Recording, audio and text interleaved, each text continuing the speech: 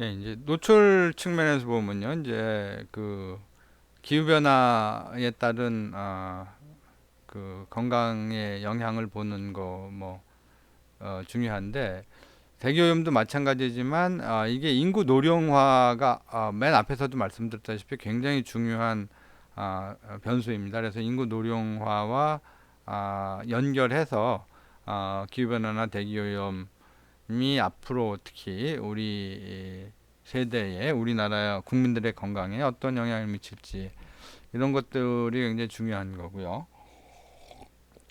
그다음에 도시 환경, 예, 이제 특히 이제 뭐 도시에서 사는 사람들이 워낙 많아지면서 도시 환경이 건강에 미치는 영향에 대한 연구가 굉장히 중요한 걸로 떠올랐습니다. 그래서 뭐 미세먼지도 더 심하고 환경 오염도 심하고 근데 지금 이제 GIS나 여러 가지 그 지리적인 정보를 사용할 수 있는 여지가 옛날보다 굉장히 많아졌기 때문에 이른바 이제 환경 빅데이터를 이용해서 그린 스페이스, 녹색 공간이 주는 효과나 그다음에 소음이나 빛 공해 뭐 이런 것들에 대한 연구 결과가 외국에서는 굉장히 많이 발표되고 있어서요. 우리나라도 이제 그런 연구가 좀 더 필요하지 않을까 이런 생각이 들고요. 그 다음에 이제 특히 이제 제가 관심 있는 것 중에 하나는 이제 빅데이터, 환경 및 건강의 그 빅데이터도 이제 어떻게 할 것인가. 그런 부분이 좀, 앞으로 해야 될, 뭐, AI 포함해서 굉장히 중요한 분야라고 생각이 되고요. 그 다음에 계속 말씀드렸다시피 이제 이러한 관계들이 옛날처럼 그냥 단순하지가 않기 때문에 굉장한 그 복잡한 관계에서 이 모델링을 어떻게 할 건지. 그래서 이제 역학에서도 이제 원인 결과에 따른 이제 이른바 이제 코저럴 인퍼런스라고 그러죠. 원인 결과를 조금 더 알 수 있는 방법론 자체를 조금 더 연구해야 되겠다. 이런 생각들을 많이 하고 있습니다. 그래서 이런 제가 보기에 이렇게 세계 크게 뭐 쉬운 게 하나도 없죠. 예, 굉장히 그 도전적이고 어려운 질문들이 남아 있다. 이렇게 생각이 되고요. 그래서 이제 미래 주제 중에 아까 정신건강 자살에 대한 연구들은 저희 팀에서도 좀 미세먼지나 온도 가지고 좀 많이 한 거 있는데 여기서 또 좀 재밌는 거 하나를 좀 보면요. 이 우리나라나 일본은 동양권에서는 온도가 올라가면서 자살이 올라가는데 아주 더운 온도에선 이게 약간 떨어지는 듯 하거든요.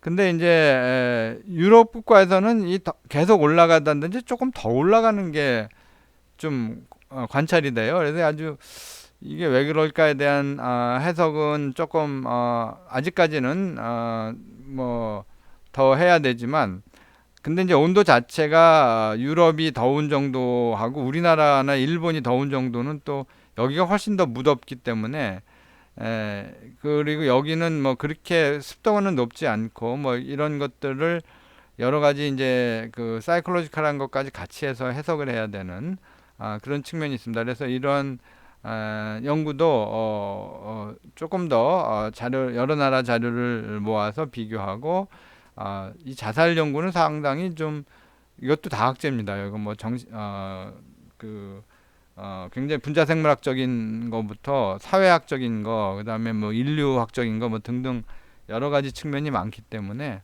앞으로 좀 그 연구가 많이 필요한 분야라고 생각이 되고요. 그다음에 신장 질환에 대한 거는 우리나라에서는 그나마 이제 헬스 빅데이터도 좀 접근할 수 있는 가능성이 있어가지고요. 온도에 따라서 신장 질환이 고온에서 조금 악화된다. 그다음에 이제 그 뭐 요 부분도 조금 더 병원 자료들이 많이 나오면서 저희가 앞으로 조금 더 해볼 수 있는 분야라고 생각이 되고요. 그다음에 도시화에 대해서 말씀을 드리면요.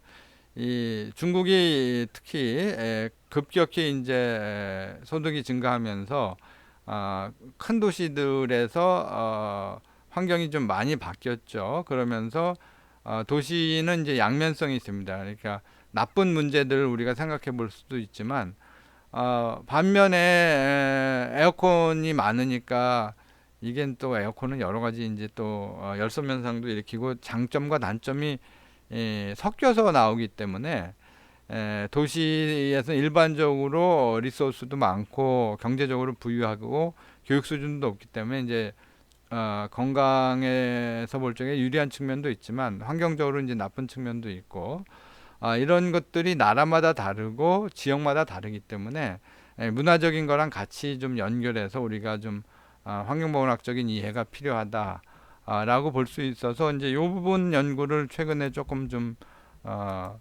해봤는데 말씀을 드리면요.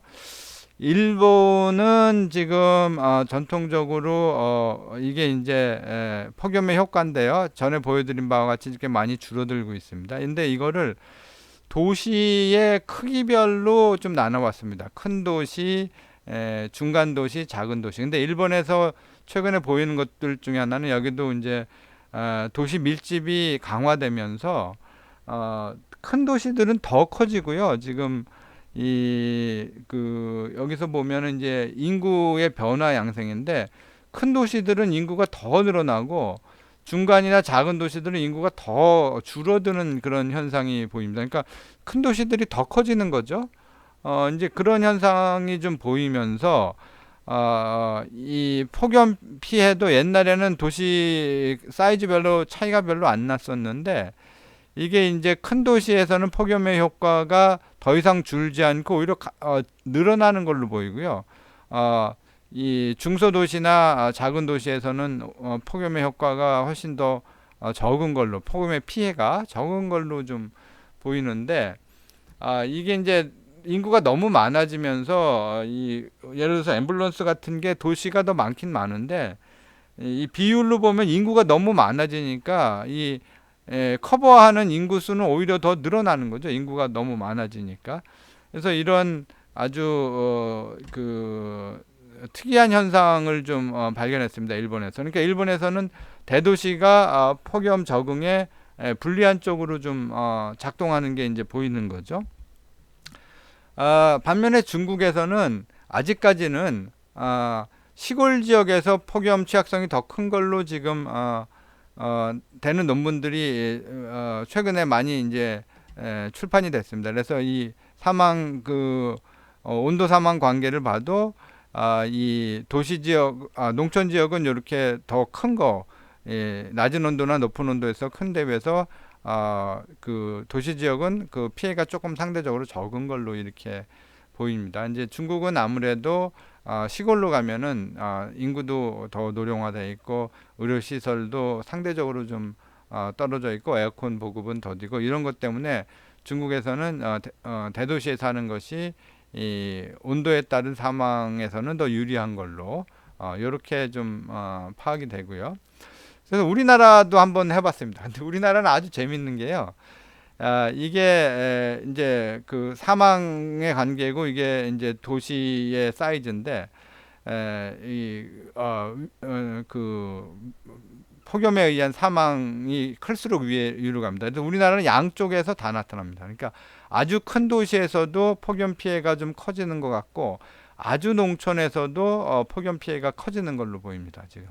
그러니까 맨 처음 말씀드렸다시피 우리나라는 중국과 일본의 가운데다 이렇게 보여서 우리나라는 그 현상적으로는 지금 대도시에서도 폭염 취약성이 커지고 아주 농촌에서도 폭염 취약성이 커지고 그 가운데 부분 정도가 그 폭염 취약성은 그래도 제일 작아진다. 이제 이런 중간적인 결론을 얻을 수 있었습니다.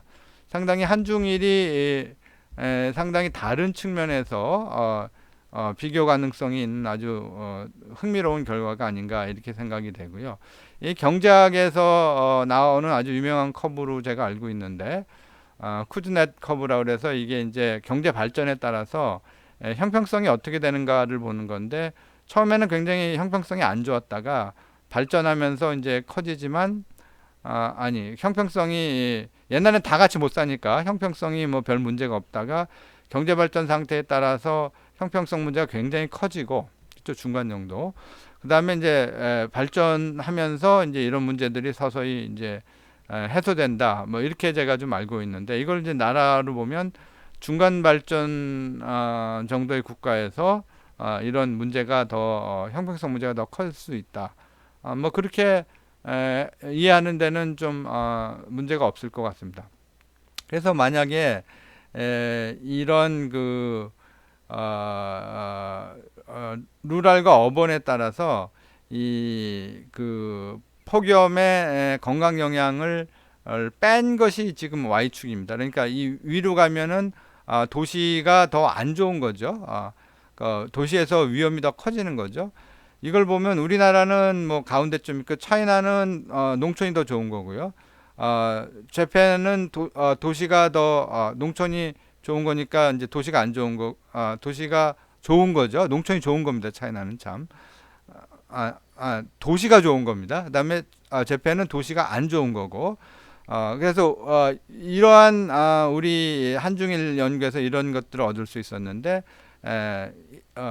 영국이나 방글라데시의 다른 연구들은 또 이런 걸 보여주고 있어서 이러한 커브를 우리가 지금 아까 쿠즈네코브하고 비슷한 이런 걸 얻을 수 있지 않나 이런 가설적인 생각을 좀 해봤고요.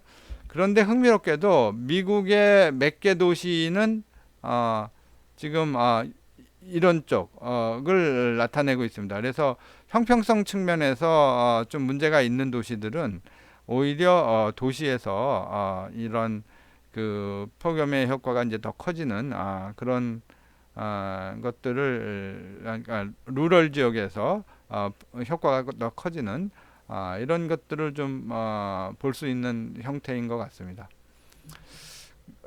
그래서 이제 도시가 폭염에 얼마나 적응할 수 있느냐라는 것들은 이제 도시의 계획이나 정책에 따라서 굉장히 달라지고 이런 양면성들을 어떻게 극복하느냐가 앞으로 이제 우리 그 기후 변화를 에 적응에 있어서 도시화가 굉장히 중요한 주제가 아닐까라는 생각을 좀 하고 이런 것들은 국제 비교를 통해서 조금 더 효과적으로 우리가 정책을 마련할 수 있을 것이다라고 생각해서 지금까지 드린 말씀들을 조금 요약해 보면요, 우리가 어떤 미세먼지나 기후변화의 그 위험이라는 것은 반드시 이 노출의 크기, 그러니까 기후변 아주 위험이 그 특히 이제 취약성이라는 것들은 이 노출의 크기에 따라서 반드시 비례적으로 나타나는 건 아니고 시공간에 따라서 달라지고 우리가 얼마나 대비하느냐에 따라 달라진다. 그래서 이런 것들을 연구하려면은 정책적인 부분이 굉장히 중요해서 과학과 정책의 를 동시에 고려하는 것들이 지금 현대 역학에서 굉장히 큰 분야 중에 하나인 것 같습니다. 그래서 정책적으로 어떻게 반영할 건가를 좀 생각해야 될 것 같고, 그다음에 GIS나 빅데이터의 테크닉이 필요하고, 그다음에 이제 미래에 대한 예측을 많이 해야 되는데, 제가 이제 예측에 대해서 말씀드리면 예측 연구는 사실은 정확하게 예측하는 것보다 지금 우리가 무엇을 하면 앞이 어떻게 바뀌는가 이러한 그 지금의 선택에 도움을 줄 수 있는 것이 이제 예측 연구가 아닌가, 프로젝션 연구가 아닌가 이렇게 생각이 됩니다. 그래서 그 미래 매칭 연구 중에 맨 마지막에 그 방법론적으로는 굉장히 여러 가지가 있지만 현재의 최선의 선택에 도움을 주는 이런 것들이 이런 연구를 하는 중요한 이유가 아닐까 이렇게 생각이 됩니다. 자, 그래서 여기까지 뭐 말씀드렸는데요. 앞으로도 뭐 이런 기회가 있었으면 좋겠는데 일단은 이렇게 1시간짜리로 해서 15분짜리 몇 개로 정리했습니다. 예, 감사합니다.